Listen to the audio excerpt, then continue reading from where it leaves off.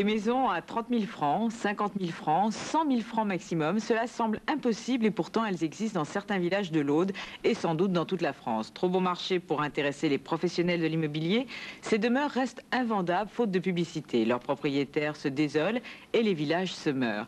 Mais une femme a décidé de réagir. De retour au pays après 25 années de vie parisienne, elle a créé un journal, Réveil de nos villages, afin de mettre en contact ces vendeurs désespérés avec les acheteurs potentiels. Le premier numéro vient de sortir. Eh bien, l'idée m'est venue parce que ça faisait donc 2 ans que j'étais au chômage et je me disais qu'il fallait que je fasse quelque chose, mais je ne savais pas trop quoi. Donc, ce coup de chapeau à Anna Carrasco cette semaine. Voilà, Anna Carrasco, on l'avait reçue dans Vent Sud il y a quelques mois, il y a à peu près 6 mois. Elle était venue présenter ce journal qu'elle crée, qui s'appelle Réveil de nos villages, qui est un journal d'annonces. Vous allez comprendre un peu mieux dans le reportage ce dont il s'agit. Et quand on l'avait vue, on n'était pas resté insensible parce qu'elle a une vraie personnalité, 100 idées à la minute. Elle est hyper motivée. Elle est très très énergique et elle s'est battue pour son journal et on avait envie d'aller voir quelques temps après comment ça marchait. Et ça marche plutôt bien, regardez, en plus c'est une belle histoire. Les jours sont déjà passés. J'ai appris que tu t'es marié.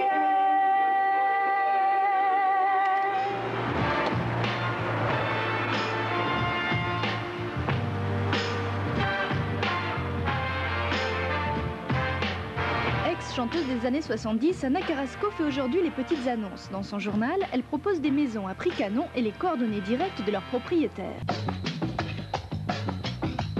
À 15 ans, elle chante dans tous les bals de sa région narbonnaise.